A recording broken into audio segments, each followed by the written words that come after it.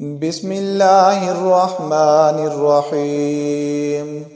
والسماء والطارق وما أدراك ما الطارق النجم الثاقب إن كل نفس لما عليها حافظ فلينظر الإنسان مما خلق من ماء دافق يخرج من بين الصلب والترائب إنه على رجعه لقادر يوم تبلى السرائر